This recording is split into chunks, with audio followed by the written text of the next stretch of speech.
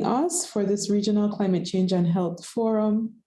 We hope that following the session, you will have learned about the effects that climate change is having on our health and the ways in which the EU CARIFORUM Climate Change and Health Project is strengthening the resilience of health systems in the Caribbean to address the impacts that climate change poses on the region's health sector. This forum is being recorded and is live on YouTube. As a matter of housekeeping, I ask that you please keep your mics muted. And for attendance purposes, please ensure that your full name is used when logging in. You can click next to it in the participants list and edit if you need to. And lastly, when asking questions, we ask that you please utilize the chat feature for typing your questions. The EU CARIFORUM Climate Change and Health Project is poised to improve the capacity of Caribbean countries to reduce the negative impacts of climate change on health. I now invite Ms. Amrika Singh, Sustainable Development Program Manager at the CARICOM Secretariat, to share the overall benefits of the project and its expected impacts. Ms. Singh? Thank you, Ms. Anthony. Good morning to all the fellow panelists and to everyone participating this morning. As we all know, the Caribbean region is one of the most vulnerable to the impacts of climate change, so much so that climate change is jeopardizing our ability to achieve our development goals, whether at the national, regional, or international level. As it relates to the intersection between health and climate change, increased climate variability exposes us to myriads of impacts, including an increase in the number of persons affected by extreme events and heat-related morbidity and mortality, increased incidences of vector-borne diseases such as malaria and dengue, and waterborne diseases such as leptospirosis and gastroenteritis, as well as other foodborne infections. Impacts on respiratory conditions are expected as climate impacts increase, as plays out dramatically each year when the region braces for the influx of Sahara dust, a phenomenon propelled partly by the catastrophic effects of both climate change and land degradation and desertification. Climate change can also bring about increased incidences of drought that can lead to compromised sanitation services, critical to maintenance of health, and of course in our COVID-19 containment measures, as well as to our disaster risk reduction preparation. With respect to agricultural production, drought can reduce in food shortages, loss of jobs, and purchasing power, with the resultant impact on our cardiovascular health and other non-communicable diseases as it relates to diet. This is of concern to our region, given that NCDs are already a major challenge for us, and it's one of the underlying risk factors for exacerbating COVID-19 complications. As SIDS, we also have to grapple with enhancing our capacity to respond to the challenge of addressing the mental health implications of coping with property damage, displacement, loss of economic livelihood, and deterioration in sanitation and hygiene standards placed on our population in the aftermath of tropical cyclones of increasing frequency and intensity. The overall results are, of course, the compromised overall health of our populations and the quality of life in our region. These cumulative impacts create additional challenges to an already embattled SIDS health systems. The fact that many of our populations and healthcare facilities are concentrated in coastal areas, which are prone to impacts from floods, tropical cyclones, and storms, only compound the challenges. The threat to the health sector posed by climate change is so significant that it has been prioritized by the CARICOM Council of Foreign Relations for increased attention as it relates to adaptation and building resilience. In this regard, the EU CARIFORUM Climate Change and Health Project presents a unique opportunity to address these multiple challenges in a targeted manner. The project draws on the PAHO One Health approach and is in accordance with the Caribbean Cooperation in Health Phase 4 framework, or CCH4 framework, as an important opportunity to advance the achievement of key strategic priorities for our CARICOM region and our CARICOM institutions. The CARICOM institutions participating in the project under which, in the overarching project under which our activities take place, namely CARFA, the 5Cs, CIMH, and UWI, have all established themselves as leaders and critical support mechanisms to the member states of this region in combating the global pandemic as well as climate change.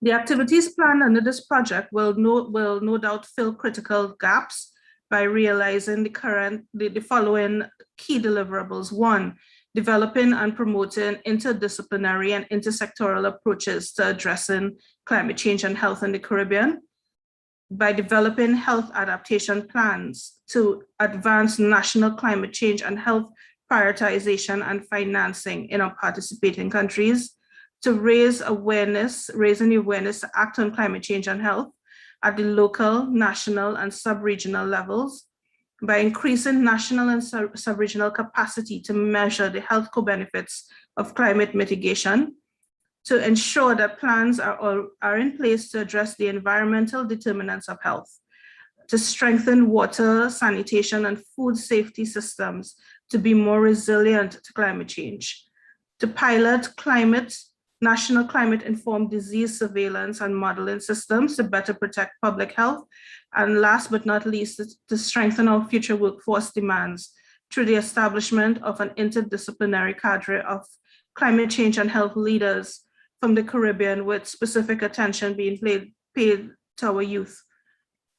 The project has been ongoing for a year already, and although we have experienced some setbacks due to COVID restrictions in the region, we have made some tangible progress, and some of this will be presented during the course of this event. In closing, I wish to stress that strong partnerships remain a lifeline for our region in addressing the external threats that continue to impact our development and livelihoods. In this regard, the European Union delegation and PAHO have been steadfast partners in the development of pursuits in the region, many development pursuits of the region. And this project is but another demonstration of this partnership. It is the view of the Secretariat that the outcomes of this project will strengthen our ability to advocate at the international level for continued attention to be paid to the impact of climate change on our very vulnerable SIDS regions. So therefore, on behalf of the Secretariat, I wish to thank you for your active participation and hope that you find this engagement useful, and more importantly, that you use and share the knowledge gained at this morning events. Thank you for listening and for your attention. Thank you, Ms. Singh.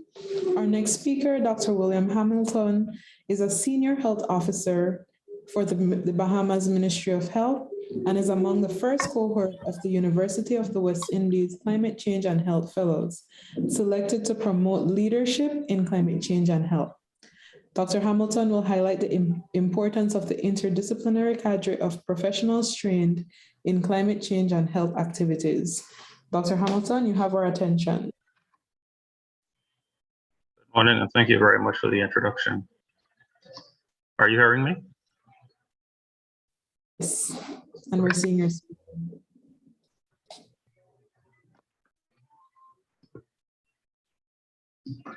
So thank you, Ms. Anthony, for the introduction. My name is Dr. William Hamilton, and I will be speaking to you today on the importance of interdisciplinary cadre of professionals trained in climate change and health activities from a One Health perspective. As a physician in the field of public health, the mantra is often heard, prevention is better than cure. The earlier a diagnosis can be made, the better the chance for the patient. And the same thought process can be used when thinking of the health of the planet. Signs and symptoms clearly indicate a diagnosis of global warming. As we continue to care for our patient planet Earth, the importance of an interdisciplinary, holistic approach is paramount. The One Health approach needs to be more than just a concept. So when we look at One Health, it is defined from the One Health high-level expert panel as an integrated, unifying approach that aims to sustainably balance and optimize the health of people, animals, and ecosystems. It recognizes the health of humans, domestic and wild animals, plants, and the wider environment, which are closely interlinked and interdependent. Now comes along climate change, which adds complexity and uncertainty to human health issues, such as emergent infectious diseases, food security, and national sustainability planning that intensify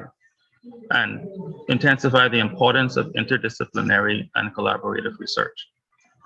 Collaboration between veterinary, medical, and public health professionals to understand the ecological interactions and reactions to a flux in the system can facilitate clearer understanding of climate change impacts on the environment, animal, and human health. This is a pictorial depiction of what the One Health approach is all about. The approach mobilizes multiple sectors, disciplines, and communities. So we include environment, human, and animal at varying levels of society to work together to foster well-being and tackle threats of health and ecosystems while addressing the collective need for clean water, energy and air, safe and nutritious food, and contributing to sustainable development. Now, the most important thing on the slide that I want to draw attention to are the 4 C's. And the 4 C's are integral, and I will speak more about it on the next slide. So the health of the planet is everyone's problem, not just policymakers and politicians, not just environmentalists and natural scientists, but you and I. The impediments to effective climate change are no longer scientific. They're sociological, political, and economic. And therefore, only a truly interdisciplinary One Health approach can identify all of the obstacles and all of the solutions to this complex problem. The success of One Health is hinged upon the 4 C's: communication, coordination, collaboration, and capacity building, which is depicted very nicely in this slide. At this time, I'd like to take the time to thank all stakeholders involved in making the Climate Change and Health Fellowship a reality. The fellowship embodies these essential elements. The fellowship has brought together 6 professionals from various backgrounds and disciplines, and through collaboration, we are now taking action to become effective leaders on a shared purpose of climate change and health. One of the tenets of the Hippocratic Oath is the first do no harm, and this should be applied to the planet with the same emphasis as it is the patient. Through our One Health lens, we realize that the gravity of the situation at hand, the diagnosis is clear, and the best treatment for our patient is an interdisciplinary, all hands on deck approach to reduce carbon emission and sources of toxins. In doing so, it will mitigate the worst effects of climate change while improving health outcomes. So health promotion and prevention are afterthoughts, but in actuality, they should be our main line of defense.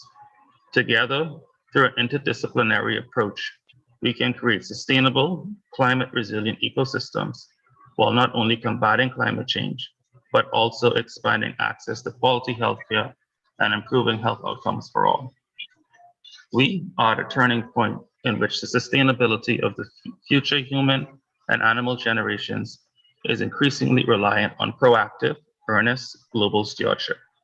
The One Health paradigm will be key in reversing the worst of current problems at the human, animal, environmental, and development interface, thus fostering a more sustainable way of life for our planet.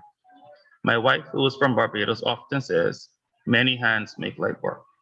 Let us continue to work together in the spirit of excellence as we use this multifaceted One Health approach, which allows practitioners to work toward optimal health for people, domestic animals, wildlife, and the environment concurrently over multiple spatial and temporal scales. Thank you.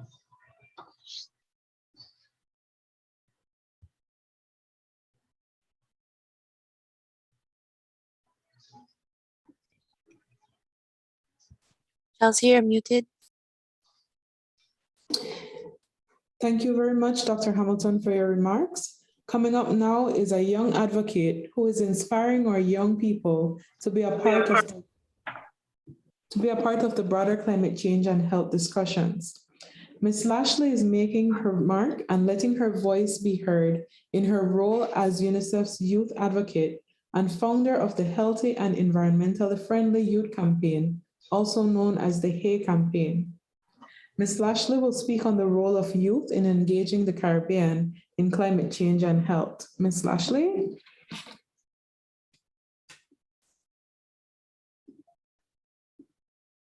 Madam Chair, distinguished members of various organizations who are present with us today, especially invited guests and ladies and gentlemen. I am absolutely delighted to be here with you today to deliver remarks on the role of youth engaging in the Caribbean in climate and health.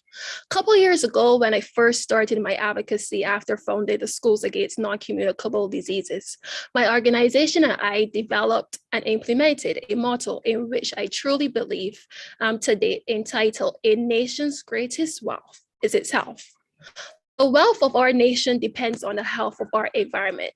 Since I am of the absolute view that climate change and health are inextricably linked, and people's health, especially our children and young people from within the Caribbean and other small island developing states, are at tremendous risk.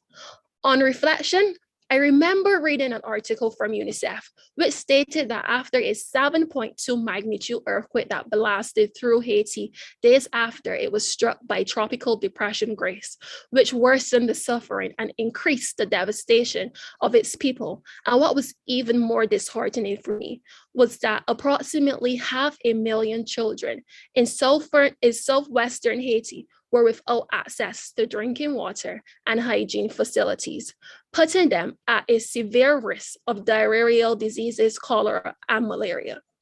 So we know that the extreme weather events have an obvious and direct impact on the health of our children and people, but more importantly, on the healthcare systems across the Caribbean. And we as young people are included in one of the vulnerable groupings in this crisis because of the immoral and unjust actions by some developed nations. But not to only mention extreme weather events have an impact on our health, the climate crisis is having a serious effect on people's and our children's mental health. And I say this to say that we need to take the mental health of our children and our youth more seriously, especially as it relates to the climate crisis.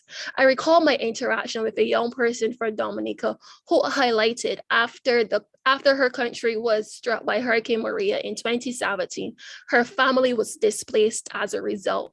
Their main source of income was completely destroyed, and this effect had severe pressure on her family's mental health. And after feeling her pain, a burning desire has energized my role to secure an environmentally friendly future for the next generation. And I believe that health must be seen as a centrifugal force in this fight on climate change. Therefore, I founded the HAY campaign, Healthy and Environmentally Friendly Youth, on the premise and principles that governs climate change and health. And this campaign seeks to build bridges between youth in the Caribbean and around the world. And our vision as young people is to create a generation who are committed to adopting lifestyles that are both healthy and environmentally friendly, and also leading global advocacy efforts to build inclusive societies. Our aim, therefore, is to create a movement bringing all of our youth and children together in their diversity to promote and advocate for these shared values. To date, our organization has a group of over 40 active climate change activists between the ages of 9 and 26 years old from around the world. Our children and young people are already taking a stand in this fight of climate and health by leading climate revolutions, and that can be sustained with the right support. However, while engaging young people in their role in this fight of climate and health, it is important that institutions, governments, and the private sector develop their capacity to continue advocating for change and also provide more financial and technical support towards their climate initiatives.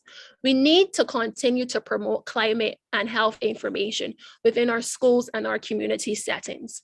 The economic impact to our healthcare systems, if left unchecked, can have devastating consequences to securing a safe and healthy future for our children.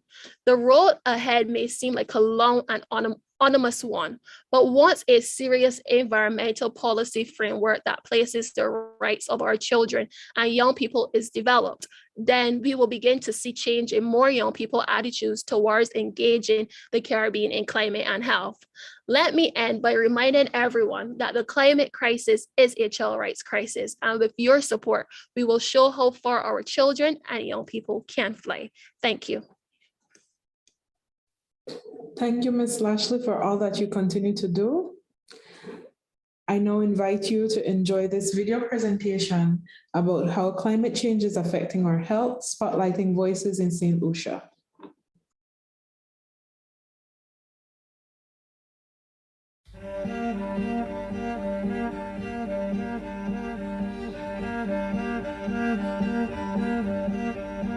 Located at 13.9 degrees north, 60.9 degrees west, St. Lucia is at the mercy of seasonal droughts, scorching heat, and assaults by Mother Nature's wind and rain.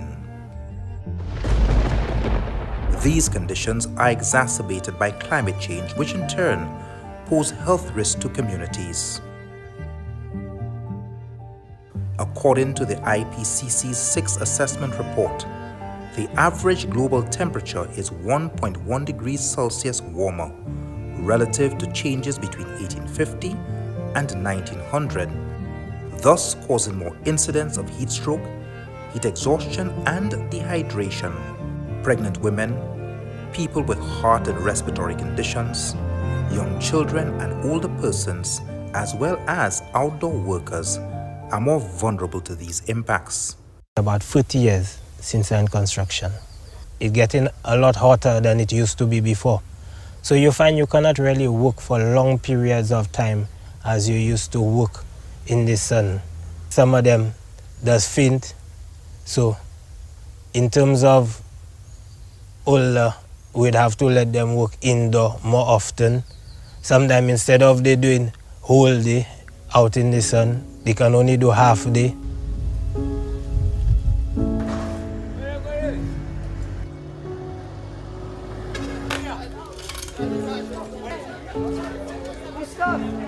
I caught dengue after Hurricane Thomas, and I attribute that to stagnant waters, breeding grounds for mosquitoes. That itself was a horrible experience. High fevers, hospitalized for 1 day. And a few weeks after that, 3 of my family members got chikungunya. Increases in weather events bring out surges in contamination of drinking water, bacteria, viruses, and toxic chemicals in floodwaters, mold, and difficulty accessing healthcare services, prescribed medication, and supplemental oxygen. This poses greater health risk to the elderly, disabled, and lower income households. We also get diarrheal illnesses as well, as foods may not be readily available for the population. The increases in temperature as well has severe health effects, from developing skin cancer later on. Also respiratory and cardiovascular illnesses we see with the heat, the increases in the temperature of the environment. Also during, for example, a hurricane, we get the injuries that are associated with it, the loss of life, the trauma, and the mental health impact of that for persons who may have lost their homes, lost all of what they have earned. With COVID-19, the situation is compounded for those who are vulnerable. The Caribbean Community Climate Change Center has partnered with the European Union and the Pan American Health Organization to implement a climate change and health project to strengthen climate-resilient health systems in the Caribbean. In St. Lucia, the project is expected to address 4 lines of action that include supporting Caribbean health leaders in their engagement nationally, regionally, and internationally, highlighting the relationship between health and climate change, supporting public health preparedness, and the development of mitigation policies to address climate risk, and facilitating access to resources to address the vulnerabilities of health systems to climate change. The project includes the development of the Health National Adaptation Plan, also known as HNAP, designed to advance the goals of public health systems.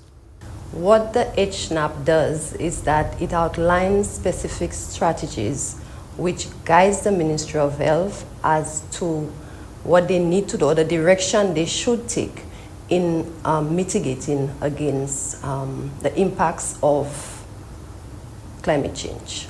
And what it also does, it places us in a position where we can prioritize our resources to address those issues. Health systems are at the forefront of climate response and are themselves vulnerable to climate hazards through damage, destruction, and/or disruption of critical infrastructure, example water, energy, and telecommunications, which limit their ability to promote and protect the health of the population they serve.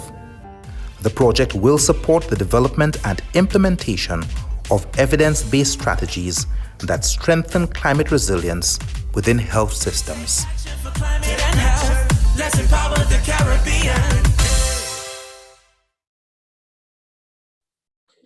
Thank you, and we apologize for that brief disruption in the preview. Earlier in October, the region also benefited from a conference on climate change and health in small island developing states, focusing on the Caribbean. I now welcome Dr. James Hospitalis, founder of Earth Medic and Earth Nurse Foundation for Planetary Health, to deliver the keynote address featuring a synopsis of the outcomes from the conference. Dr. Hospitalis? Thank you very much, and good morning to, good afternoon if it's afternoon for anyone. Good morning to colleagues on the forum. I'm gonna try and share my screen. Can you see that? Yes, we can. So thank you very much to 5Cs for inviting me to give this address on the occasion of the Forum on Climate and Health in the region. And this address will focus on the outcomes from a landmark conference on climate change and health in small island states, which focused on the Caribbean last month, October. The bottom left here, you see the logo that was developed for the conference. And again, my name's James Hospitalis from Earth Medic and Earth Nurse, the former director of the Caribbean Public Health Agency. In fact, it was while I was at the Caribbean Public Health Agency in 2016 at the first international conference on climate change in the Caribbean that I really felt the push to start an organization like this after I demitted office. So Dr. Hamilton pointed out to us that patient Earth is sick, and this actually constitutes a health crisis that is becoming a source of demonstrations and protest in many different parts of the world by health professionals who have awoken to this fact. As a matter of fact, I think that health should be at the center of climate change, because why are we concerned about climate change? It's primarily because you can't have healthy people on a sick planet. The air we breathe, the water we drink, the food, its wholesomeness, having safe housing are all under threat from the fact that the patient Earth is sick. Climate change touches everything, and health touches everything, this little graphic is meant to show. However, notwithstanding that, when you look at climate and health research and publications from the world, this shows the geographical distribution of articles in the published literature by different groups in the world and regions. And you see that most publications tend to come from high-income countries, less so from low and middle-income countries. And the little arrow there in the middle points to Central America and the Caribbean with the lowest output of research publications on climate change and health. And this information is drawn from a recent WHO publication on current trends and gaps in climate and health research. So this is not a good position to be in. And one of the objectives of this conference and the follow through is to actually improve this situation greatly. Because if we're not visible, then we continue to be not heard, and we continue to be having problems accessing finance based on vulnerability if we don't demonstrate that vulnerability. The conference brought together 25 Caribbean and global partners in joining forces to immerse in the science of climate change and the impacts on health, to identify gaps and so on. And here you see at a glance the many different partners that came together to put on this conference, as well as the funding partners are noted at the bottom right. So from the south to the north, we had a good mix of partners, particularly from academia and civil society. The conference objectives were in three parts. One, to provide an overview of the health impacts of climate change in the region and the mitigation and adaptation actions and the impediments, what's stopping us from taking more assertive action on climate and health. The second objective was to understand and prioritize knowledge gaps, to define an action-oriented research and implementation agenda to reduce adverse health impacts. And the third was to foster collaboration, regional, north-south, south-south, and innovation, and to facilitate sharing of a research agenda for climate change and health.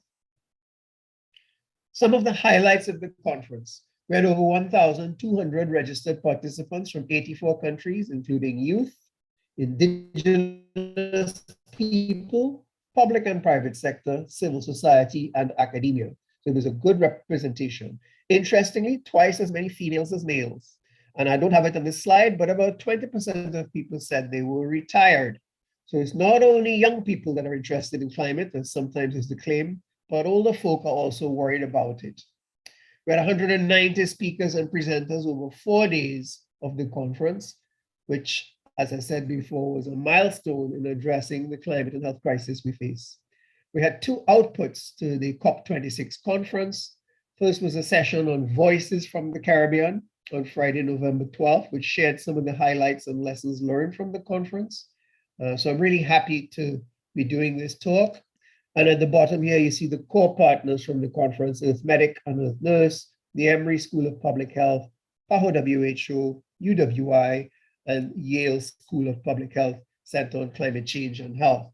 So really a good constellation of partners from academic and civil society from north and south. We had a second output, action-oriented research agenda, which I'll speak a little bit more about further on. The conference was really a feast of information and inspiration for anyone who attended it. And all the recordings are available. I'll put those up. I'll put up the link to it shortly. We had Prime Minister Harris, who kicked us off and had a prayer: may God give us the grace to come together in one accord to care for all of creation. That's our Earth Medic prayer. And he was very kind as to give us a blessing to kick off. Professor Michael Taylor's address on downsizing climate science to the Caribbean and the implications of health really is something you must see. And he had a little acronym of ACT. Acknowledge it, because it's a serious problem that's not for the future, it's upon us. Contemplate it, as the problem is getting worse, and take action in the light of that. When you look at some of his messages, we are in, as we know, most of the folks on this webinar, for hotter and drier times, more monster storms, extreme rain events, sea level rises, and so on. This has profound social, health, economic, and environmental implications. And Professor Taylor posited that health professionals should be mitigation champions because the benefits of climate action are considerable for health. As I mentioned, we had 4 days of scientific sessions, and each day also had a special event in the evening. So day one looked at the impacts of climate change and health through lenses of food and water insecurity.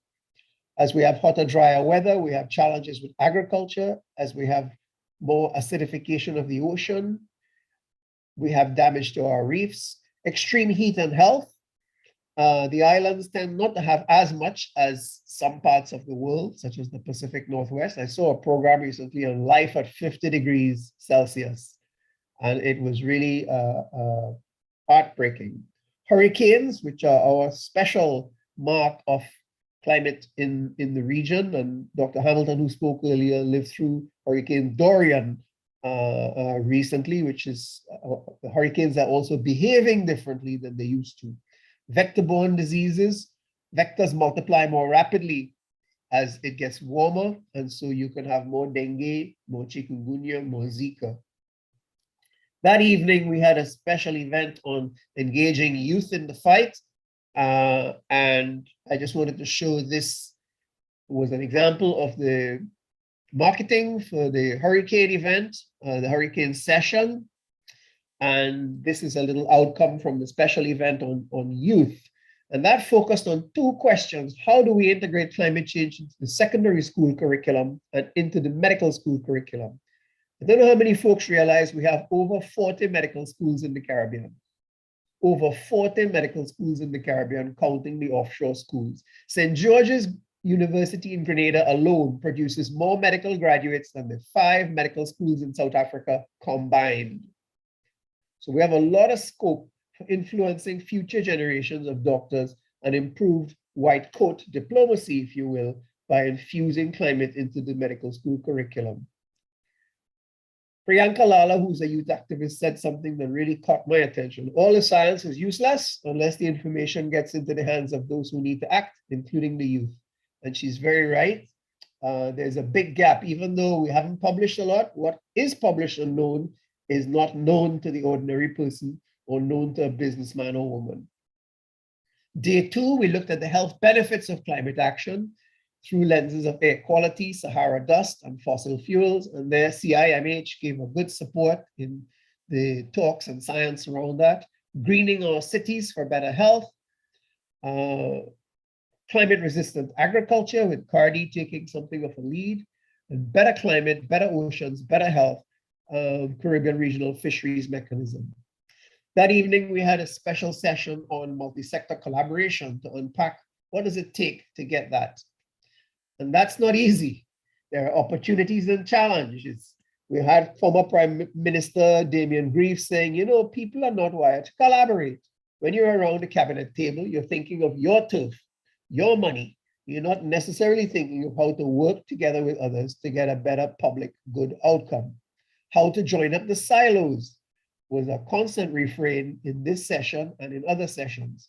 And here I want to give a shout out to Mr. Kishan Kumar Singh from Planning and Development in Trinidad and Tobago, who's an eternal optimist that we can tackle this thing through better multi-sector collaboration. Day 3 looked at the health sector role in addressing climate change. We had 2 special sessions by the UK Health Security Agency that looked at the role of public health agencies, both in country and at regional levels, such as CARFA. And then we looked at the health in the COP26 and what was being planned there. This was the first year in the COP that there was a significant health presence and a WHO health pavilion. And I find after 26 years, it's more than high time that health is more prominent in the conference of the parties. The Resilient Health Systems was a session where the PAHO Smart Hospitals presented. Great progress with over 50 hospitals having been subject to this improvement. But you know what? We have about 500 more to go. So we only reached 10% of the hospitals and health facilities in the region. And Earthmedic is advocating strongly for the rapid expansion and scale up of this resilient health system. When your house blows down from a hurricane, the last thing you need is that the hospital blow down too. Integrated disaster and health preparedness was led by SEDIMA, very good session. And then we looked at the role of government regulation in the health sector in improving the response to climate. We had that evening a special session on public-private partnerships for climate action, including the CEOs of Guardian Group and the CEOs of the Trinidad and Tobago Chamber of Commerce, the CEO of the Caribbean Hotel and Tourism Association. And that gave us a glimpse of opportunities for win-win-win outcomes for people, planet, and business that we'll be following up on next year. Day 4 saw it all coming together: participation, representation, integration, communication. And we had sessions on engaging the Caribbean community in research and implementation, communicating to the people, using culturally appropriate methods, and strengthening research capacity where UWI and St. George's provided some particular support. In the summing up of the conference, I'd like to draw attention to common messages that were across all the sessions, and that is that we have a lot of data and implementation gaps. Sometimes we know what to do, but we lag behind in implementation, and there are a lot of reasons for that. And one of the reasons is the silos, that climate and health and climate and environment and health are not talking sufficiently. Within the health sector, there's a need for more joining up of silos and between health and others.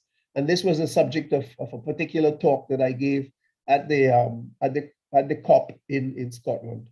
From the closing ceremony, I highlight 2 quotes from Baroness Scotland, the Secretary General of the Commonwealth Secretariat, who called for more resources to be directed to the health sector in the many projects that are underway.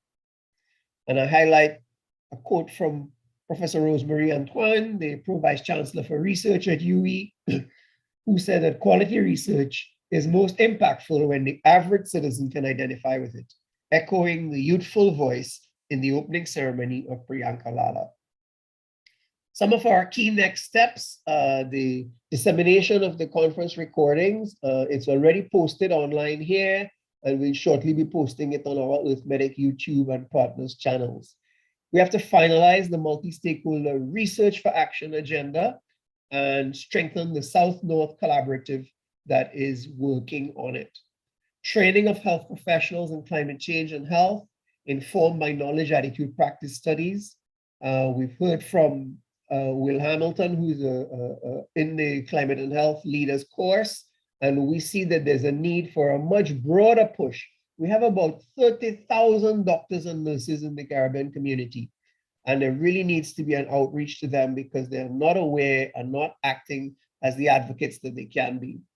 We're designing a climate and health roadshow to take the message to people, to countries, and to regional stakeholders in private sector and civil society, especially, and continuing the advocacy for inclusion of climate change in curricula. Let me just say one word about the process of developing the research agenda. We've gone through these 3 steps here: literature review, the participant conference feedback, and expert feedback. And we're just about to start early next year a series of stakeholder engagement meetings to validate and get further input into that research for action agenda. And then the next steps will be prioritization, finalization, and dissemination. So I invite you to join us in Earthmedic and Earth Nurse. You can take this pledge on our website. It takes 15 seconds to say this and to press the button and say that you wish to join.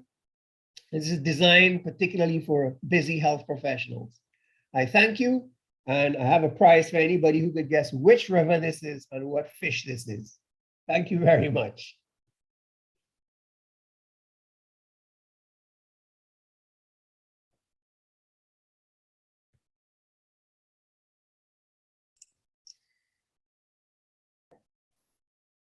You're muted.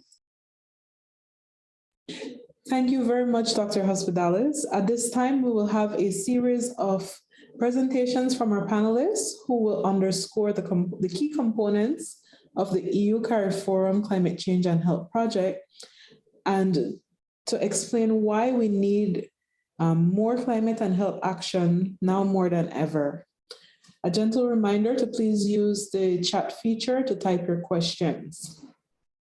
Our first panelist is Dr. Jonathan Drury, Regional Advisor for Climate Change and Health at the Pan American Health Organization, World Health Organization, who will present on the benefits of having a health national adaptation plan.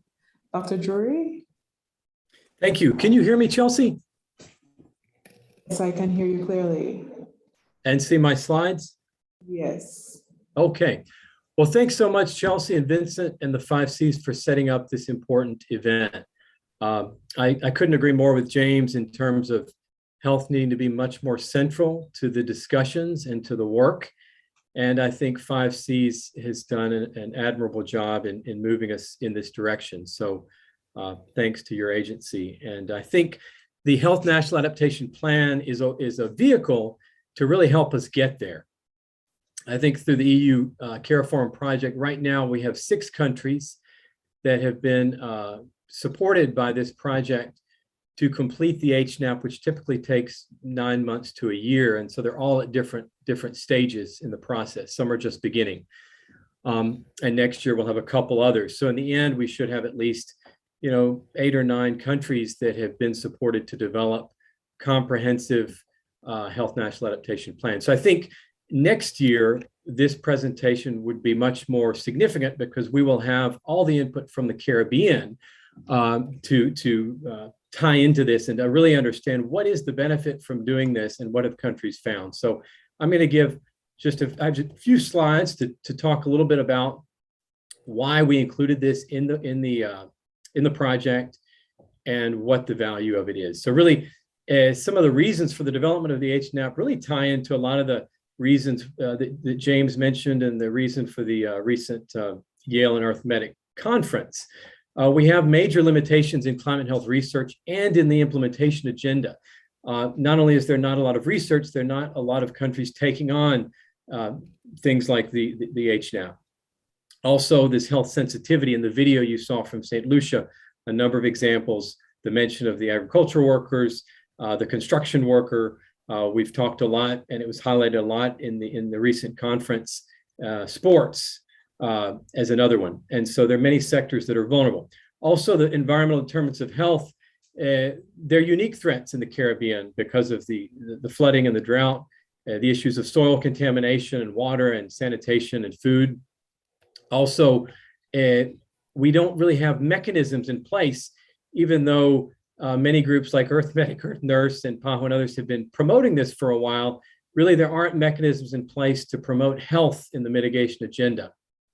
And then awareness and understanding by the public and by other sectors of really the complex pathways involved and the need for collection of climate and health data so those can be linked up and we can make inferences and really make conclusions about how we feel that the built environment or the air quality is affecting human health. So I didn't want to get into a lot of these details, but just so people know, really the HNAP process involves really trying to, as James mentioned, break down those silos. So how do we bring together different groups, different sectors, public and private, look at what we have, what are the gaps, what can we bring to this year-long Health National Adaptation Plan, and how can we come together to support the Ministry of Health? I think it's the intent is that it's led through the Ministry of Health, but it can't be something that's only kept within that sector. So the idea behind the HNAP and this whole project is that it really has a interdisciplinary One Health approach. Then the preparatory elements, which really includes the core, which is the Health Vulnerability and Adaptation Assessment, which I'll mention later. How then it will be implemented, how the country will move this forward. So a lot of times with the HNAP, the beginning, when you're laying the groundwork, you really have to think about the end. How will this fit into the current policies? How will we go about implementing it when we can present this data? How then can we make it a living process, a living document by doing regular reviews, updating it? And throughout the process, one of the key things, as with a lot of the climate and health work, is that it's a communication tool. It's a way to get people to understand more about climate and health. So very quickly, the Health Vulnerability and Adaptation Assessment, we're actually doing a little workshop with the countries in February so they feel more comfortable with taking this on and sharing some of the best practices from those countries that have engaged in this. But really, it's about planning it, doing the vulnerability side of it so that we understand the current burden of climate health sensitive outcomes and what are those vulnerabilities, what is the capacity currently of the health sector and health related systems, doing sort of a health impact assessment to see what are the future risks, whether that's done qualitatively or quantitatively, to understand down the road, really what should we be projecting, what should we be preparing for, and then the adaptation piece in terms of, with that information, deciding how we're going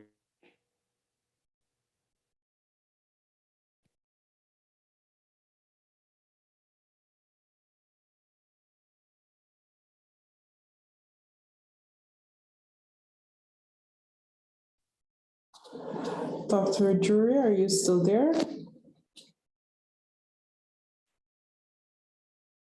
Be to really think about how we can allocate resources towards this. So what is the value added from Caribbean countries developing the HNAP? Well, as I mentioned, it really drives this multi-sector approach to health.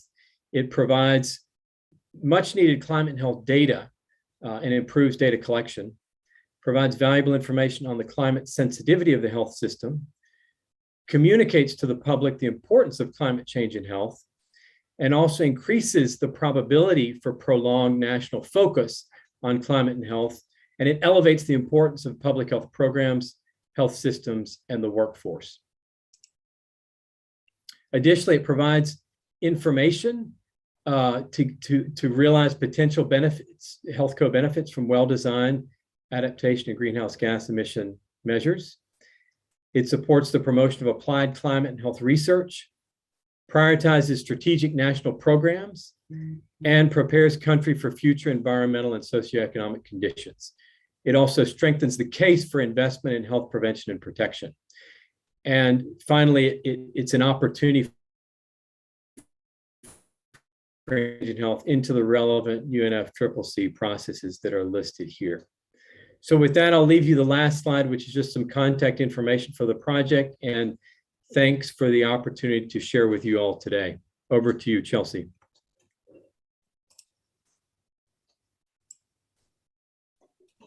Thank you very much, Dr. Drury. I'm pleased to introduce Professor Christopher Ora, Professor of Virology at the University of the West Indies at St. Augustine campus. Professor Ora will elucidate the utility of the Climate Change and Health Fellowship and provide a general overview of why climate change leadership is important among CARICOM youth. Thank you very much, Chelsea, and thank you very much to the 5Cs for giving me the opportunity to speak today and for holding this very interesting symposium. So I'd like to start off initially by saying that this work is a collaboration between many organizations, as you can see here along the bottom. And I'd like to give a special shout out to Professor Craig Stephen, who's supporting our program, and of course the funding of the European Union. So what am I going to be talking about today in my 5 minutes? Quite a lot, but I'm going to get through it very quickly. Why run our Climate Change and Health Fellowship? What are we trying to do with our fellowship, and how are we maximizing the learning opportunities along the way? And finally, what do we need to know to do a better job? So firstly, why run the fellowship? Well, we have identified a very important gap that I think everybody is very aware of. We need to empower our professionals to make change. When addressing the massive challenges that we've heard about climate change and its impact, not only on our health, but on the health of our animals, our plants, and our environment, we need people with the knowledge and skills to be able to make the change that is necessary. So what are we trying to do? We're enabling and empowering professionals from multiple sectors and across many countries, or 16 countries in the Caribbean, to lead and implement change in climate change and health. And in the process, build networks of Caribbean professionals so they can support each other and have strong peer support networks going forward. I'm not going to talk so much today about the Climate Change and Health Leaders program itself, but it is a part-time 12-month blended learning curriculum directed program where we, as we heard earlier, we have 6 fellows per year from 16 eligible countries over the next 4 years and beyond. And we run a 4-day opening workshop and then a 4-day workshop at the end. And in the middle, we've got themed online sessions in key areas as part of various blocks. And critically, during the fellowship, the fellows are expected to implement a nationally relevant climate change and health focused project, and also lead a symposium within their home country, and also spend a week in a CARICOM climate change regional agency. So how can we maximize the learning opportunities of our fellows? This is really important. So first and critically, we need to know our audience. We know we have very experienced and knowledgeable early to mid-career fellows who are very busy, very stressed, and have very little time. So we need to make sure we set our training, our goals according to this. We need to make the learning fun, but also useful, so they want to come back with enthusiasm each week. We need to enable them to build relationships and friendships to build their networks going forward. And I think critically, run an adaptively managed curriculum, which is modified based on what the fellows bring to and need from the program. So each fellowship round may be different according to the particular fellow's needs at the time.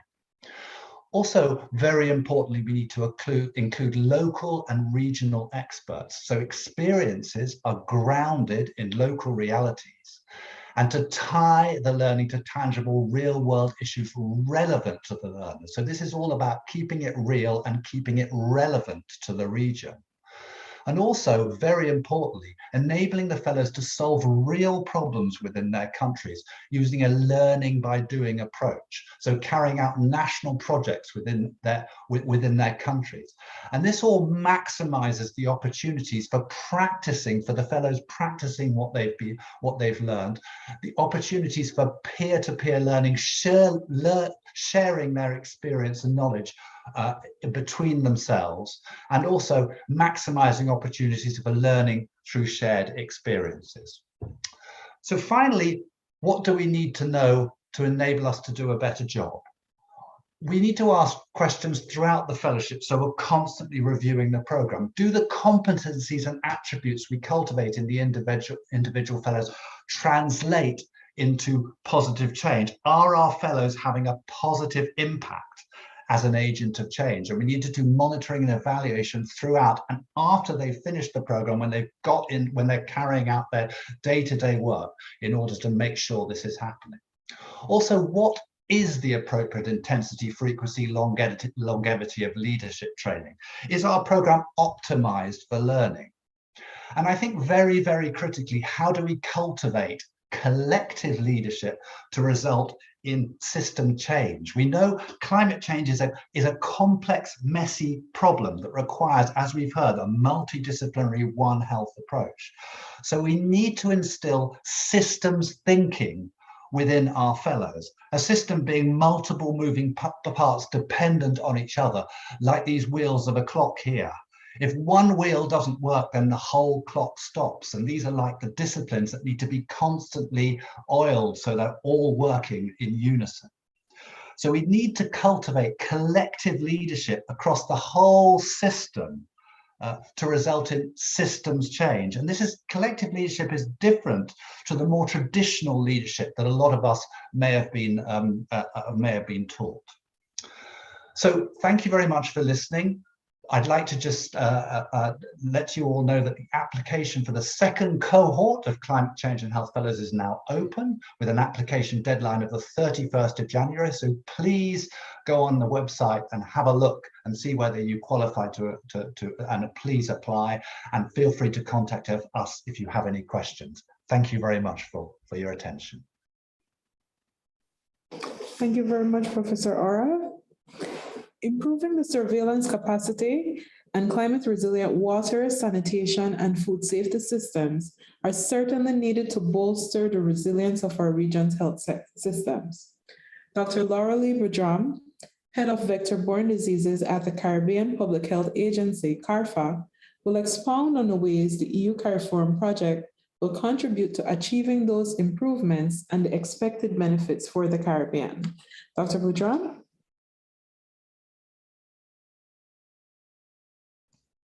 Okay, thank you very much. I'll just share my screen now.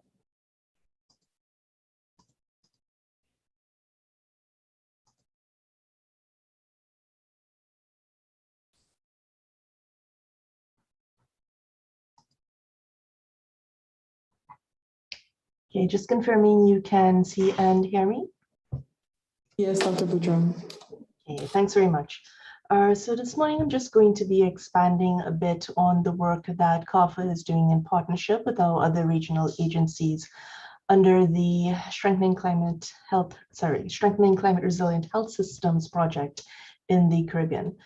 Specifically, I'm going to be looking at early warning systems for health, as well as the development of national food and water safety plans. In terms of an overview, I'm going to touch very briefly on integrated surveillance in the Caribbean and COFA's regional strategy that was developed in working with our member states, and then centering on the work that we are doing under the specific project, looking at how we're building climate resilient elements into health systems. In terms of the regional integrated surveillance strategy, this is something that has been long coming and that COFA has been working over the past several years with our member states, and it was finally developed and adopted in 2020. This particular strategy is in alignment with the Global Sustainable Development Goals, the various frameworks that are present in the region, for example, CCH4 and the CARICOM, and COFA's strategic plan. The framework, our strategy, addresses certain agreed surveillance priorities established by our member states, as well as current and emerging needs. So there are some very realistic targets that are set in terms of surveillance system development. It's aligned to the financial support that we receive from different agencies, and it's accompanied by a very robust information technology and communications plan. Effectively, if we look at some of the pillars underneath this regional surveillance strategy, we're looking towards consolidating surveillance in order to increase efficiency and outputs, developing standards, sharing data quality and best practices in surveillance, looking at promoting the use of surveillance data for decision-making, strengthening capacity for surveillance in our countries, ensuring technical and allocative efficiency, and of course, further fostering partnerships and networks, both regionally and internationally. In terms of this particular project, the 11th EDF CARIFORUM project, PAHO is the lead implementing agency, but COFA is working in partnership with PAHO and CIMH on Strategic Output 3, which largely centers on surveillance strengthening. So here, the focus is on early warning systems for health and also integrating climate resilience into food and national water sanitation and safety plans. In terms of early warning systems for health, we're going to be looking at modeling diseases and conditions to predict health risk. Eventually, this will assist with future health sectoral programmatic planning and resource allocation. Much of the work that has been done in this particular area has centered around vector-borne diseases, which is of course a climate-sensitive disease. Some work has been done in respiratory, food and waterborne diseases. And we're hoping within this particular project to be able to expand it to some of these areas, including the effects of Saharan dust. Presently, we have 3 COFA member states that are the beneficiaries, but we're hoping in the future to find further funding to expand on this work. Some of the key things that have to be considered when we're looking at early warning systems is the spatial and temporal coverage of certain critical weather variables that feed into these systems, looking at appropriate analyses, ensuring that the systems developed are timely, relevant, and compatible with the decision-making process for our countries. And what we do have to be mindful of is that early warning systems are not necessarily just contingent on health and climate information alone, but they also look at population statistics, socioeconomic factors, etc. This is a quick example of some pilot work that was done in 2017 under the Building Regional Climate Capacity in the Caribbean, the BRCCC project. This was done in conjunction with consulting team, CIMH, and COFA. And this was a very important study because it has laid the groundwork for much of the work that we are continuing to do in the future. Some of the key takeaways from this particular study were the findings that interdisciplinary skills are very much needed to integrate and analyze climate, entomological, and epidemiological data. It clearly showed that there was evidence for the role of climate in both the seasonal and annual variability of Aedes aegypti dynamics and dengue transmission. So we are working on this with our member states, continuing with the vector-borne work, but as I mentioned earlier, expanding to other areas. In terms of developing climate-integrated food safety and water and safety sanitation plans, We are presently doing a few activities. We're starting with some baseline assessments, looking at food safety and climate risks in about 8 to 12 of the CARIFORUM countries that we're working with. And depending on the results and the state of readiness of different countries, we're going to select a few of them to move forward to the actual development of climate integrated national food safety action plans.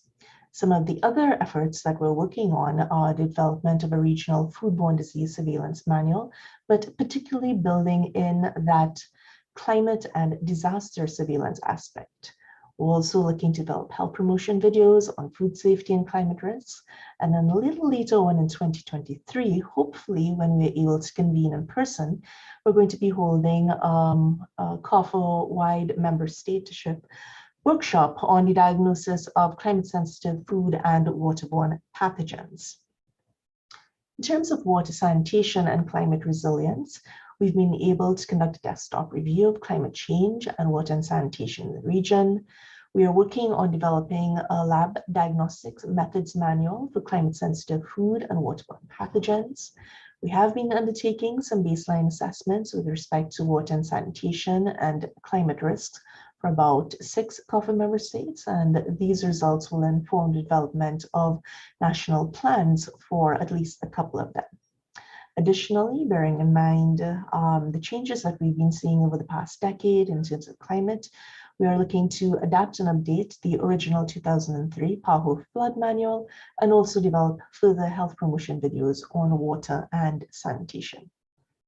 In terms of the project and activity timelines, largely 2020 and 2021 centered on preparation and planning work for these basic activities I would have mentioned previously.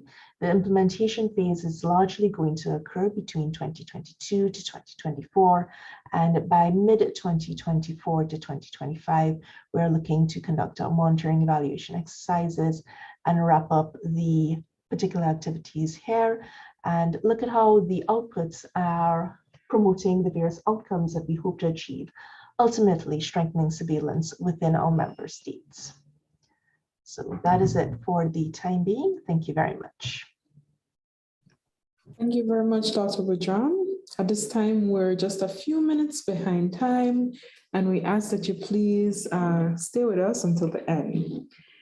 Recognizing the value of having tools to influence decision-making towards creating a healthier Caribbean, Dr. Daniel Buss, advisor in climate change and public health at the Pan American Health Organization, World Health Organization, will expound on the health co-benefits tools being piloted under the EU CARIFORUM Climate Change and Health Project.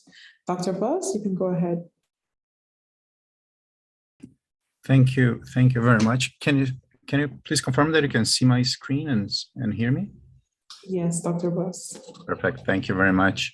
Thank you so much for the 5Cs for the invitation of such an important event. I send my warm regards from the cold Washington, D.C.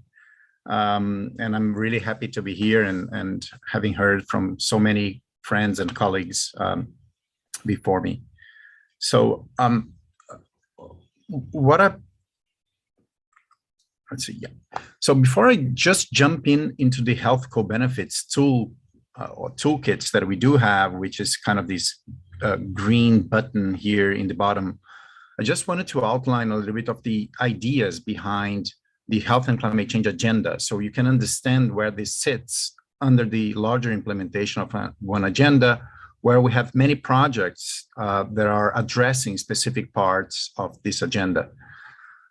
But I think that the most important thing to remind you of is the importance of governance and institutional structures, and to have that in place, to have climate and health committees at the country level and subnational levels, and to make sure that health is sitting there and not only participating in these intersectoral committees, but also being informed by multi-stakeholder groups within the Ministry of Health, so we can make sure that health is informing and including health information into the planning parts, as Jonathan and others have mentioned, and also in building portfolios for climate, health and climate financing. So those are kind of the three main topics that are important to do. And then what we could include in this planning and health and climate change programming. We could have activities under the health infrastructure and services as mitigation services and measuring and reducing greenhouse gas emissions from the health sector, not only from hospitals, but also from through sustainable procurement systems, to have health and climate change surveillance systems that we just heard from Laura Lee Boudram and the whole CARFA work, very interesting and powerful in the Caribbean. On research and capacity building, we do have a number of materials, and many of the institutions here, UWI, St. George's University and others, who are doing a tremendous job in the Caribbean, but also, and now focusing a little bit more on the health co-benefits, which are tools to measure not just the co-benefits for human health, but also on measuring the economic gains for health as avoided costs by doing climate interventions. Just before I mentioned to you some of the tools that we do have available, just to acknowledge some materials and do some advertising of some materials that we do have, so we can, maybe you would be interested in knowing them.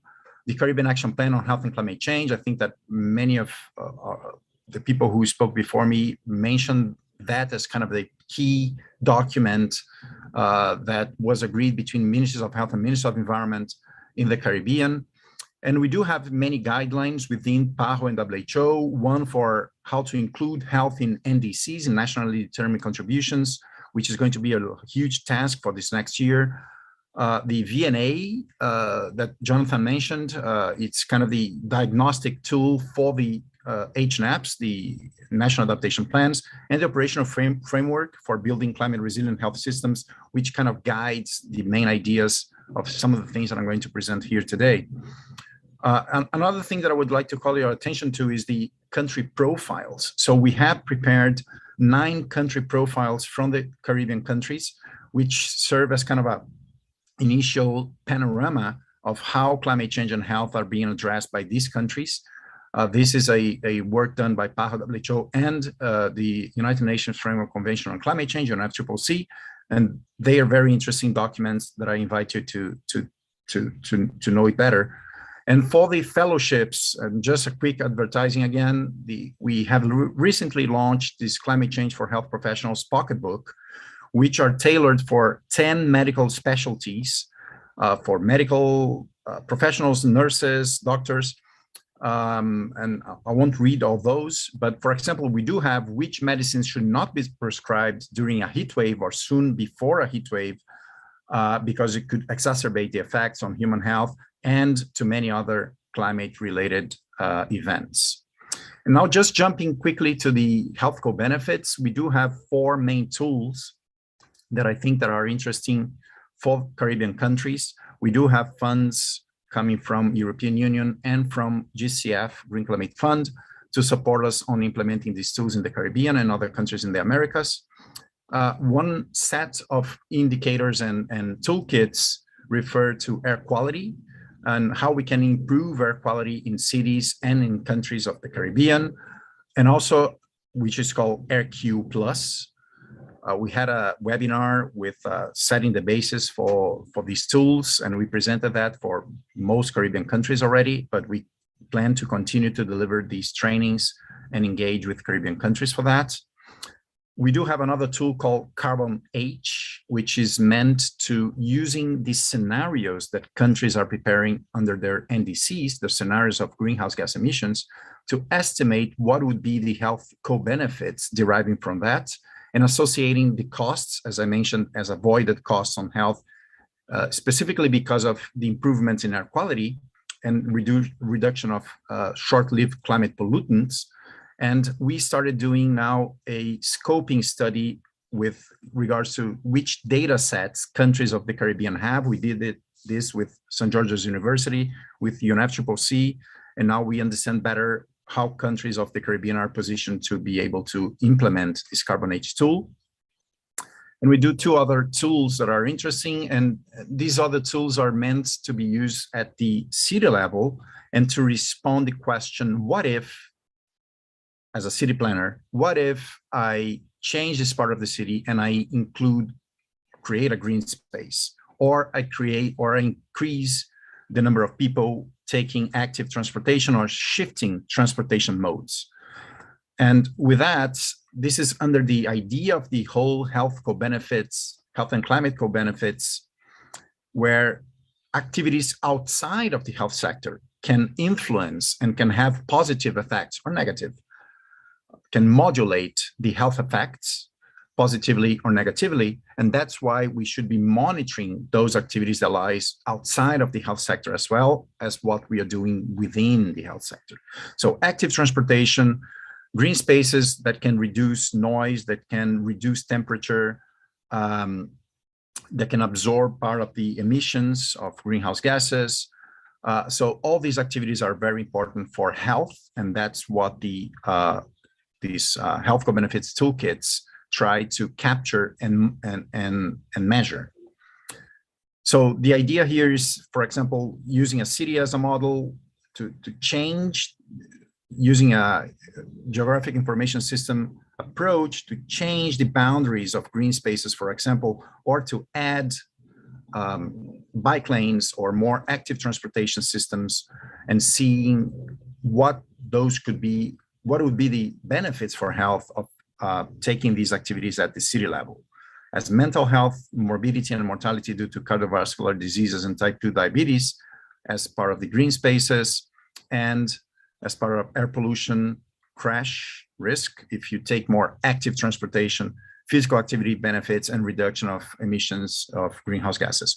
So this is one part of the activities that we have under the climate change and health agenda that I hope to have been able to mention to you a few of these aspects here today. And I'm happy to continue to engage with you in these discussions. So thank you very much for having me today. Thank you very much, Dr. Boss. Our next panelist is Dr. Rocher Mahon, the Social Science Lead for the Interdisciplinary Climate Services Program of the World Meteorological Organization's Regional Climate Center for the Caribbean, hosted at the Caribbean Institute for Meteorology and Hydrology, CIMH. As the coordinating co-author of the quarterly bulletin, Dr. Mahon will present on climate smart tools for health, the Caribbean Health Climatic Bulletin.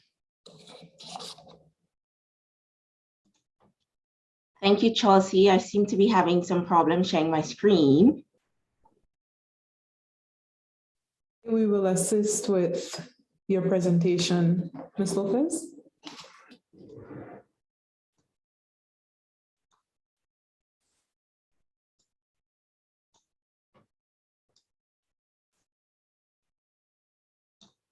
So then would you share on my behalf?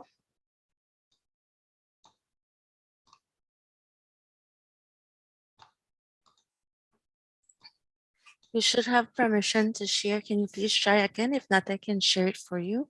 Okay, I will try again.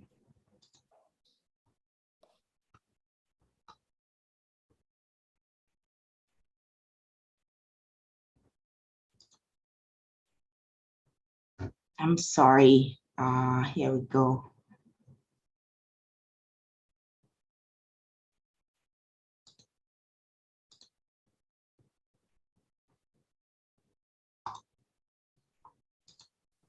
Or you'd like us to go ahead and share it for you?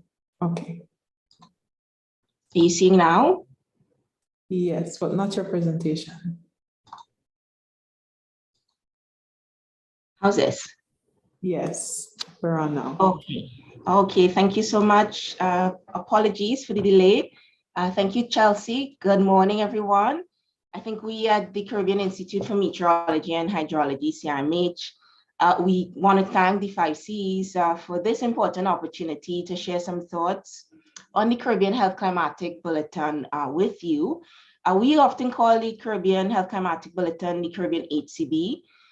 This bulletin is now a part of a suite of products delivered by the Caribbean Regional Climate Center, which is hosted at CIMH. And I think unlike many of the other products that the Caribbean RCC delivers, the Caribbean HCB is quite special because not only has it been tailored to health sector needs, but it is also jointly developed every quarter in collaboration with our health partners at CARFA and PAHO. So in this brief presentation, what I will do is I'll focus on CIMH's role as the Regional Climate Center, RCC, for the Caribbean, and the key strides that we have made in jointly developing and delivering with health partners, CARFA and PAHO, this climate smart tool for the Caribbean health sector. And I want to begin by saying that as the Caribbean Regional Climate Center, the CIMH produces a range of climate products. These are both climate monitoring and climate forecast products. You see some examples of these products on your screen here. These climate early warning products are routinely and freely made available to the region every month, and they're potentially useful to the health sector as it responds to climate extremes like drought, like extreme rainfall, like heat waves that are, of course, expected to become increasingly more intense and frequent in a changing climate. So we at the Caribbean RCC, we work with a cross-section of sectors, including the health sector. And what we know from working with stakeholders is that the most useful type of information is information that is tailored to user needs. And so what I'm talking about is sector-specific information, so not necessarily the generic climate information that you see on your screen, but instead information that's tailored, that doesn't leave a sector stakeholder wondering how they can apply generic climate information when they get it, because those applications have already been messaged out for them. This, of course, is the type of information that allows a health practitioner, for example, to quickly integrate the implications of climate into their own sectoral decision-making and make improved decisions with regards to climate risk and opportunity. So this is always one of our key goals when investing in product development at the Caribbean RCC. We want to deliver products that meaningfully influence decision-making. Now, when it comes to the health sector, I think what's interesting for us at CIMH is the results of a 2017 PAHO country survey on health and climate change. As you see, these results made clear that Caribbean health professionals rated many topics where CIMH was actively doing atmospheric monitoring and forecasting, and increasingly interdisciplinary work is either important or very important. And you see these here, themes such as vector-borne diseases, weather and emergencies, food security and safety, waterborne diseases, heat-related illness, among others. So there was a real opportunity to use our monitoring and forecast information as a basis for providing a more tailored service to the Caribbean health sector. And so this is where our investment in partnerships with regional health leaders, such as the Caribbean Public Health Agency and the Pan American Health Organization, for the development of health-specific climate information was critical. And we've had a lot of success so far with this partnership model. A common success story, of course, is the quarterly Caribbean Health Climatic Bulletin that has been jointly co-authored and co-delivered by the CIMH, CARFA, and PAHO since May 2017. And we're now 18 issues in. We're developing our 19th issue right now. And I think we can say that the Caribbean HCB is our premier integrated operational health climate early warning product. Essentially, it is a climate smart tool that helps the health sector in Caribbean countries and territories to better manage climate risks. Now, how does it do that? Well, it provides health administrators and doctors with the seasonal climate information that they need to identify and prepare for upcoming favorable or unfavorable climate conditions in the next 3-month period. So perhaps the most useful information provided in the Caribbean HCB are the implications of forecasted seasonal climate in a number of key areas that very much align with the key themes that we saw prioritized by countries in the 2017 PAHO survey. Things like respiratory illness, gastrointestinal illness, non-communicable diseases, vector-borne illness, well-being and mental health. These are all given a space in the bulletin.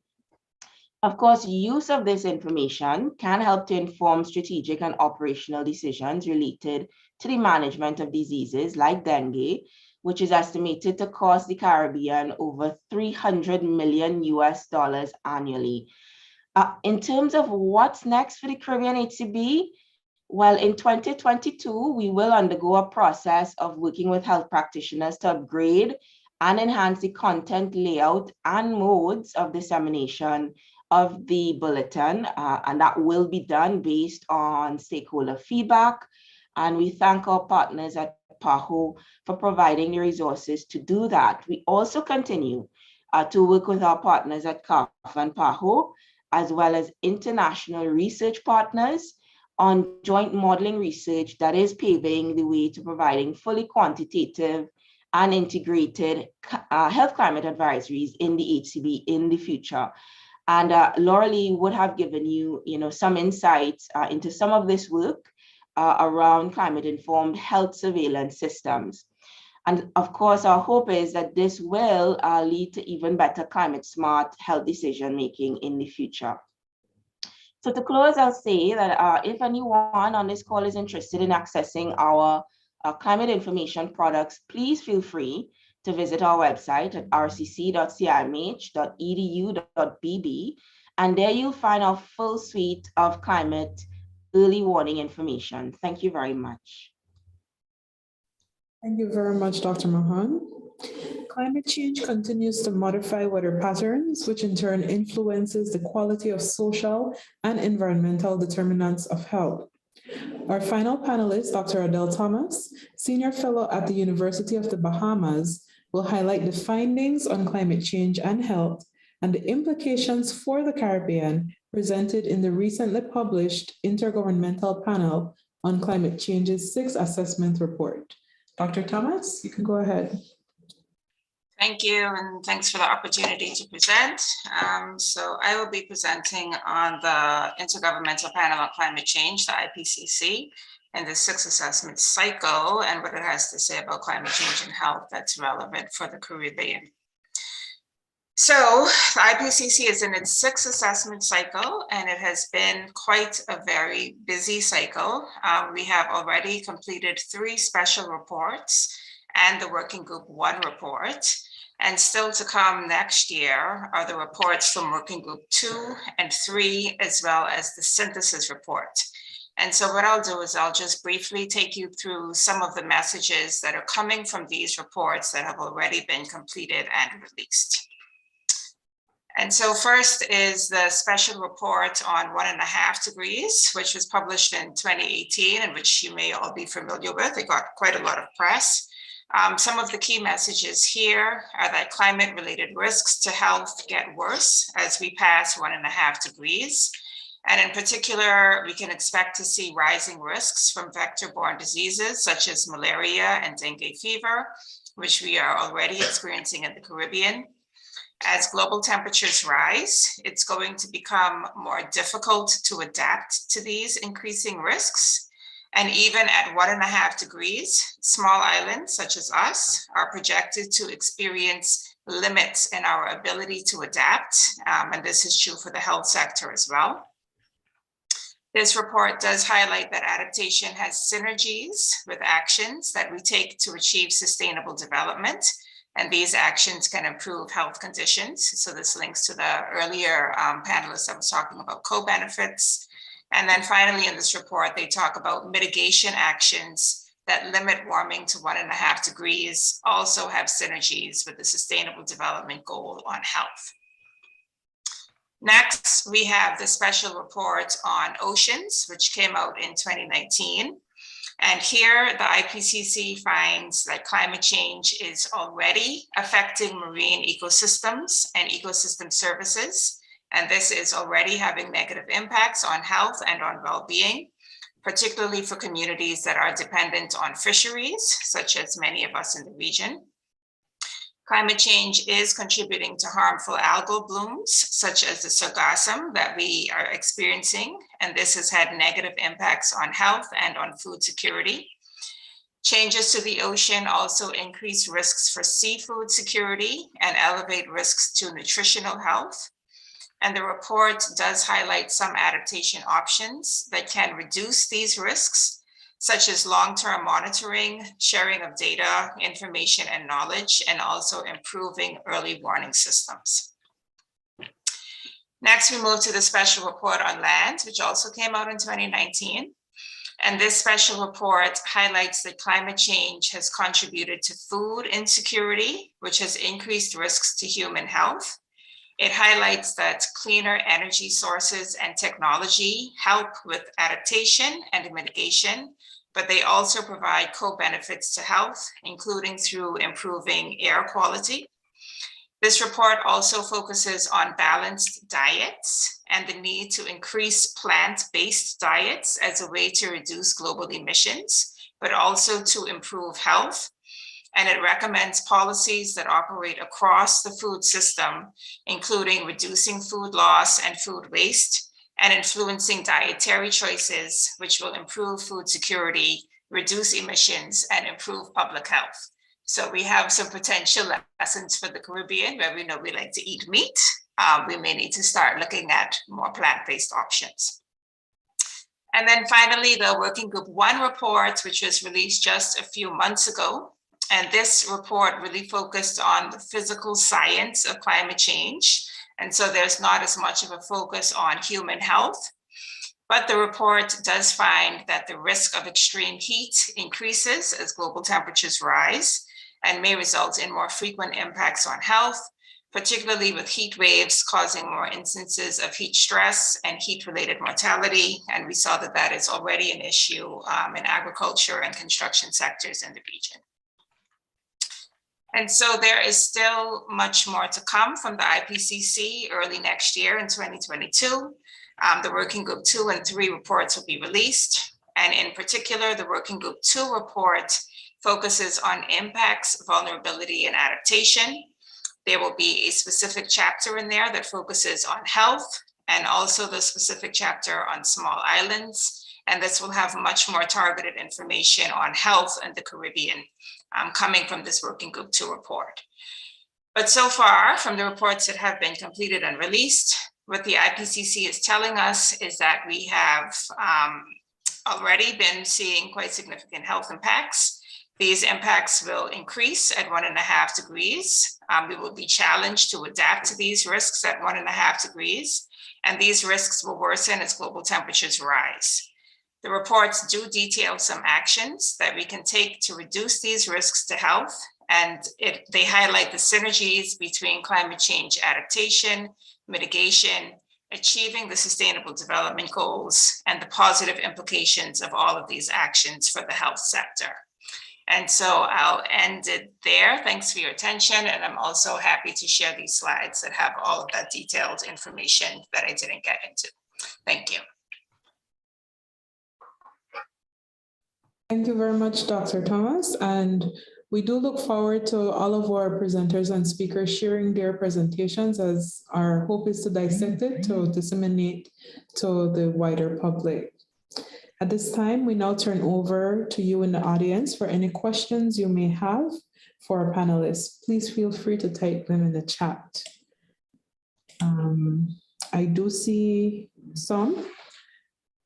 This is for Dr. Mahon. Is there any assessment or evaluation on the Climate and Health Bulletin, reach or relevance? And I do note that Dr. Mahon mentioned in her presentations that they will undertake at regional and national levels in 2022, and this will contribute to the upgrade or enhancement of the bulletin going forward. We have another question for Dr. Thomas. Are there publications of the impact on health, lives, and livelihoods of the extensive damage to and loss of coral reefs in the Caribbean? Dr. Thomas? Yeah, sure. Thanks for the question. So there are publications on the relationship between loss of coral reef, health, lives, and livelihoods in the Caribbean. This is picked up in the IPCC special report on oceans, and there's also some of it on the special report on 1.5. And it does highlight for SIDS and for the Caribbean in particular, that damages to coral reefs are having implications for food security, with changes in fisheries, and also may result in the loss of livelihoods, particularly for fisheries, and affect tourism as well.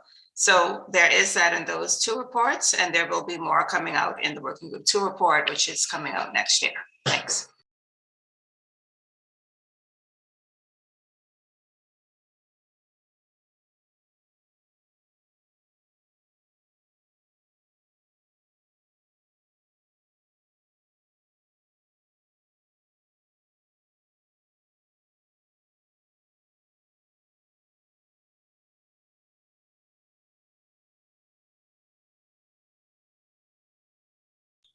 Chelsea, you're muted.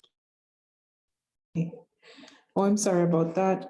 Another question is coming from Professor Ora to Dr. Drury or Dr. Buss. How will you determine which Caribbean country will pilot each of the health co-benefits tools as part of the EU project? Sure, yeah, thanks for that question. As Dr. Buss mentioned, there are 3 tools that fall under the EU Careform project, and then there's also Carbon H and others. But those 3 we have sent out letters of interest through PILE offices to the Ministries of Health for the AirQ Plus tool, and we had positive responses from Cuba, Trinidad and Tobago, and so in both of those countries we have established. We just did a training and an interministerial meeting for Trinidad and Tobago for AirQ Plus. So they're starting the implementation now, and in Cuba will be in January. And then for the health economic assessment tool for walking and cycling, that will be early next year. We'll do a similar letters of interest from the 16 Careform countries and see how much interest we get. Select 2 with our technical working group and the steering committee. And then following that, move on with Green UR. So it's a sort of a lagged process to make sure we pilot each of these. And then from that, I think based upon the pilot and the findings, there will hopefully be a way to leverage additional support for other countries to then scale that up. So thanks for the question. Thank you too. I don't see any more questions in the chat, so we will proceed. I want to thank you once again to all who have joined us today. As we near the conclusion of this forum, we have certainly enjoyed a very informative session.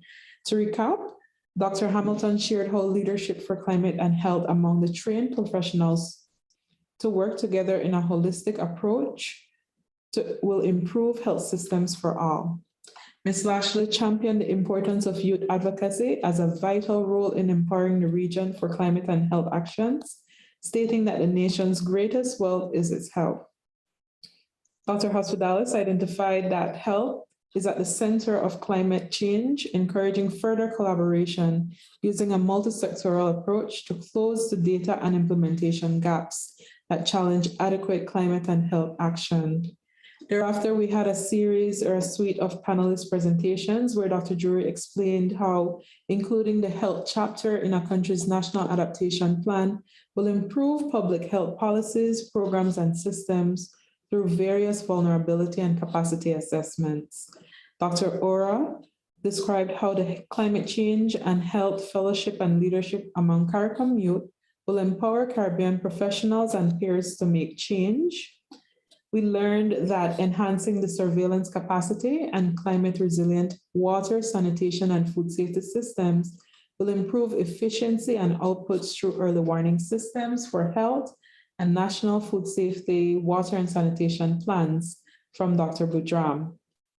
Utilizing evidence-based tools such as the 4 health co-benefits tools noted by Dr. Buss can contribute to improving air quality and estimate the health co-benefits resulting from the NDCs, green spaces, and active transportation, thus building the health portfolio for a healthier Caribbean.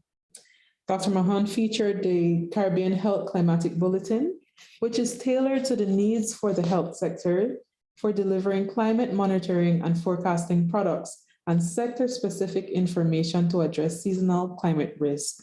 And lastly, Dr. Thomas drew our attention to the IPCC's ER6 findings on climate and health and what it means for the Caribbean, noting that rising risks are having significant impacts and are projected to continue to negatively impact and affect our health and well-being.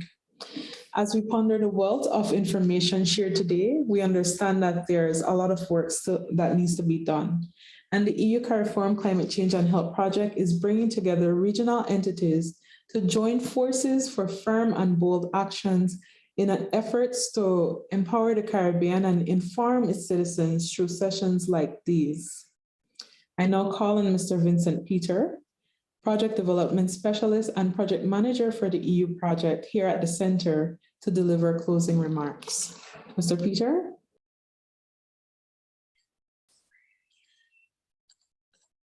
Thank you, Madam Chair, and I want to say good day to all of the colleagues who are participating in this event today. Before I deliver the vote of thanks, I just want to speak very briefly on the issue of financing of and for the needs that will come out of the HNAP development process that Jonathan mentioned earlier.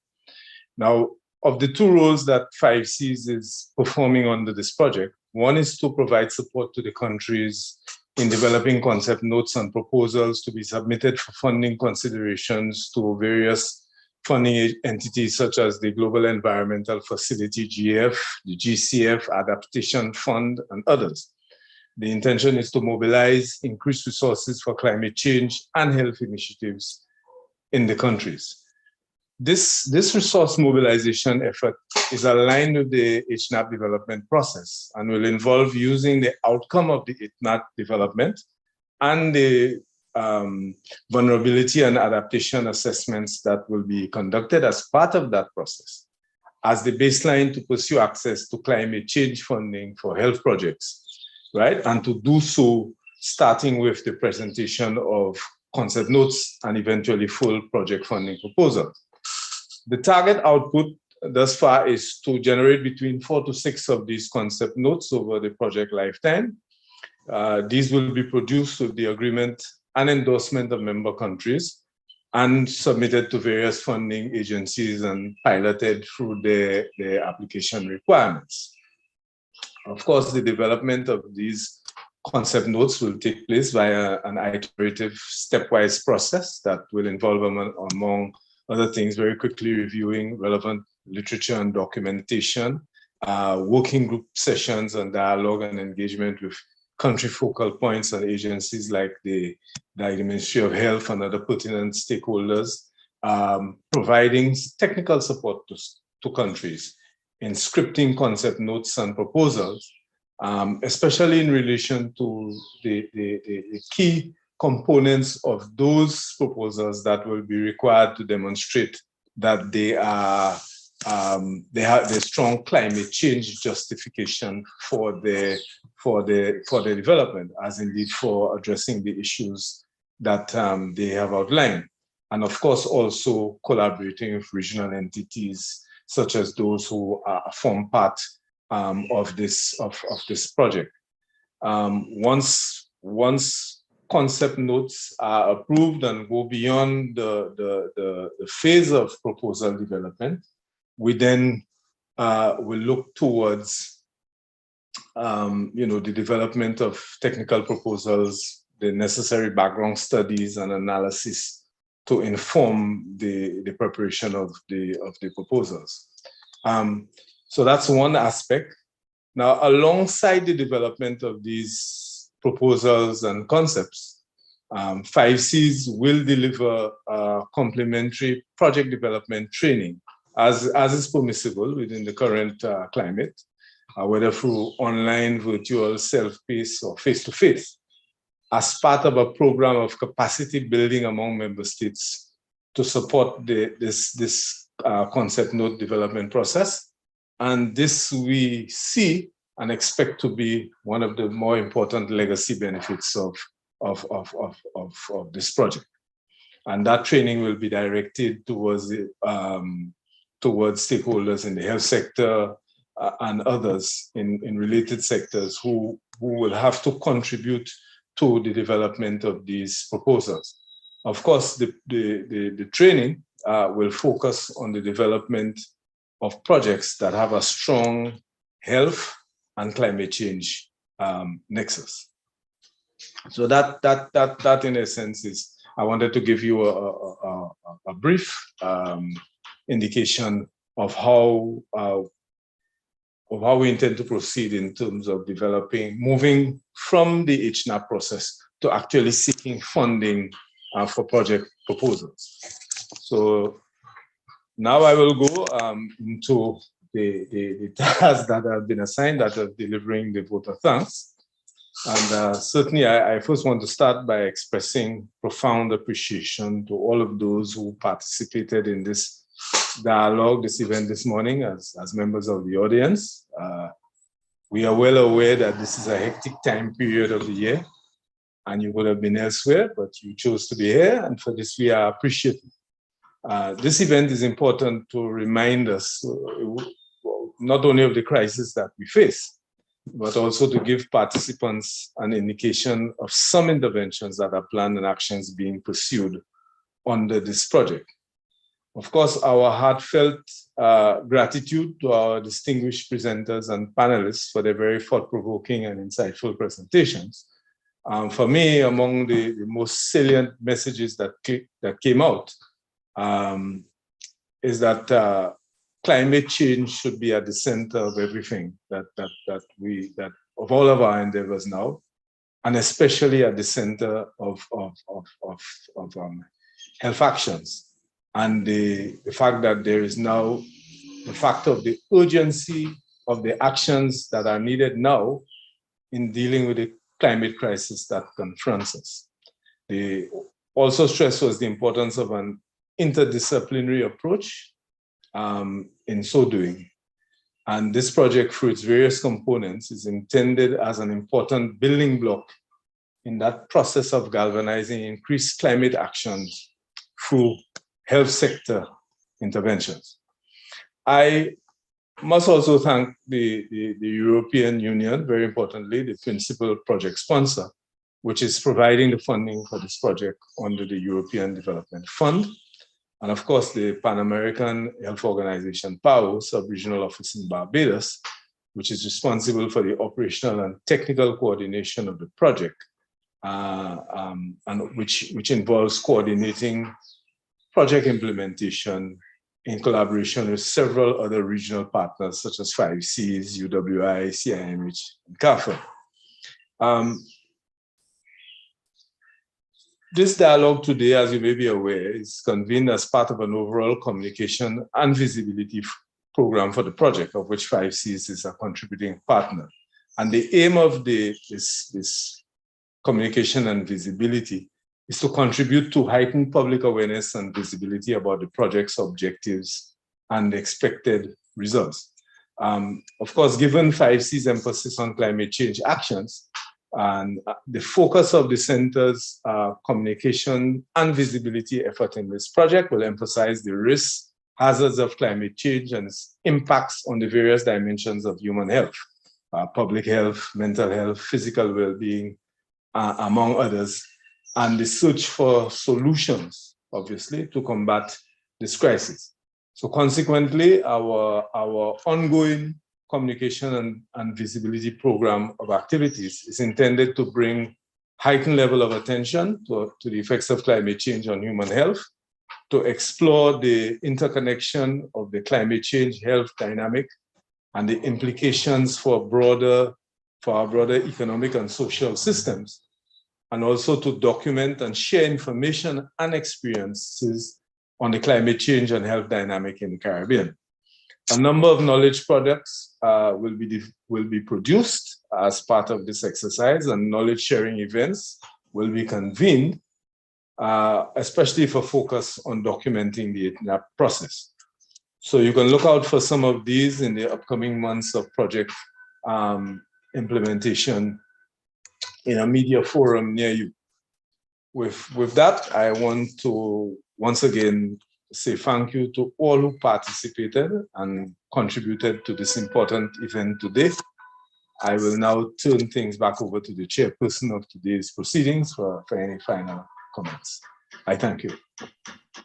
Thank you very much, Vincent. We had a last question. When will that project concept training be? I mentioned March 2022. You can confirm, please. Yes, that is one aspect. We will be having we are having an event in March that will bring together the outcome of the HNAP development process that are under engagement as we speak, along with, if you like, an initial set of a training that will focus on key elements of developing a project concept note and project proposals. Yes. Okay, and Professor Ora mentioned that some of the climate and health fellows will likely be interested in taking part in this training program. Sure, and we would certainly welcome the participation and contribution. Okay, so once again, thank you all for joining us. This concludes the forum. We look forward to engaging you in the future as the project progresses. Thank you.